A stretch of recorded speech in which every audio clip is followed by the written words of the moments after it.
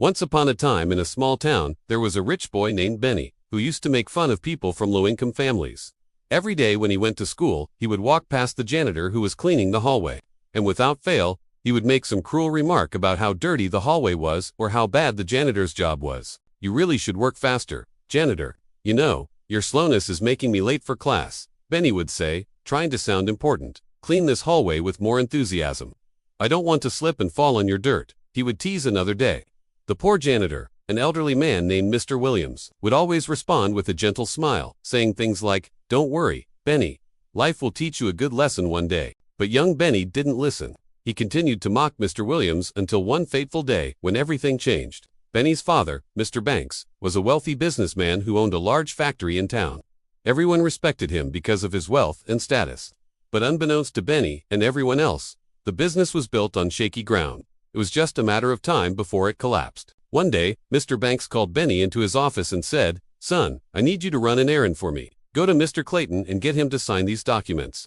Benny took the documents and went out, but on his way, he saw some kids playing and he joined them, messing around until evening. When he finally arrived at Mr. Clayton's house, it was already dark and Mr. Clayton refused to sign the documents. "I'm sorry, Mr. Banks, but I can't do this. My conscience won't allow it," Mr. Clayton said. "What are you talking about? Just sign the papers and take the money," Mr. Banks yelled.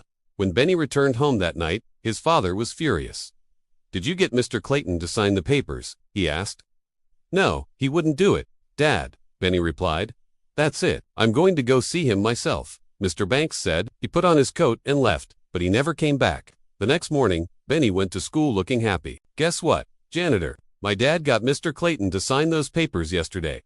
Now we're gonna get rich," he said proudly. But Mr. Williams didn't seem to care. "Your father should have gone to jail last night.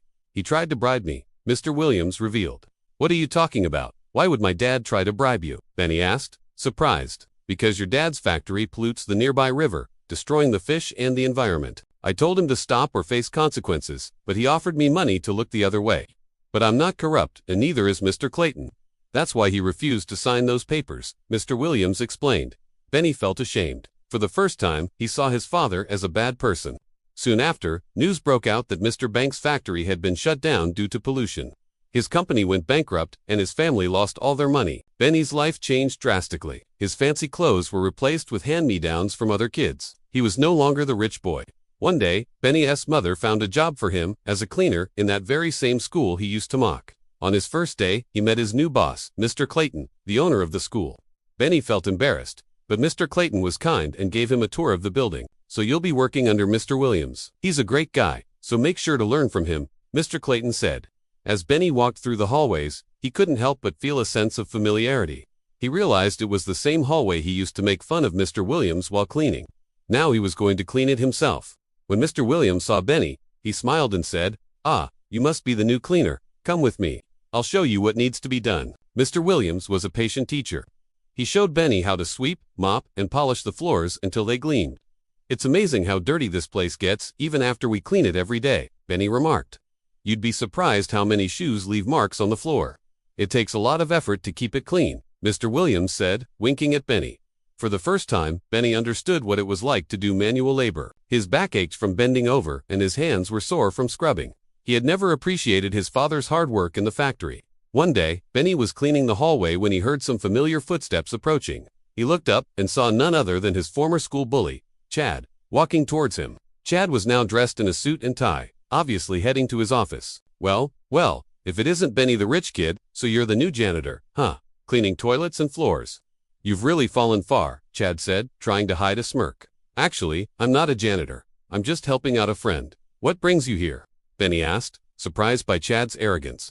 "I'm here to make money. I own this city now. All the factories and businesses are mine. I even bought your dad's factory and turned it into a profit," Chad said with a big grin. Benny felt disgusted by Chad's words. This guy had made a fortune by exploiting his father's misfortune. He decided to expose Chad's dirty deeds to everyone. Benny went to Mr. Williams and asked him to come to the hallway at 5 p.m. When Mr. Williams arrived, Benny told him about Chad and his plan. "I want to expose him in front of everyone."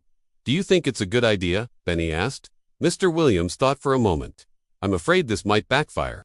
Chad is powerful and he could ruin you if he wanted to," he said. "I don't care. I want to do this," Benny replied. At 5 p.m., everyone gathered in the hallway to hear Benny speak. He started by praising Mr. Williams for being a hardworking janitor who kept the school clean. Then he turned his attention to Chad. Chad, despite being rich, doesn't know what hard work is. He only knows how to bully others. But not anymore, Benny said. He then exposed Chad's involvement in closing down Benny's father's factory and how he profited from it. Everyone gasped in surprise. Chad tried to deny it, but Benny continued. He has also been bribing our teachers and principal to make sure he gets all the contracts for the school. He thinks he owns this city, but not anymore. With that, Benny handed over the evidence he had collected to Mr. Clayton, who was shocked. He immediately terminated the contract with Chad's company and promised to investigate further. Later that night, Mr. Williams found Benny in the hallway. You did well today, Benny. Remember, no one is superior or inferior based on their occupation. We all have value, he said. Thanks, Mr. Williams. I learned my lesson, Benny replied. From that day on, Benny worked alongside Mr. Williams, learning the value of hard work and respect for all. He realized that true happiness came not from wealth or power, but from being a good person and treating others with kindness. As for Chad, he faced justice for his actions and learned that one should never underestimate the power of truth and integrity.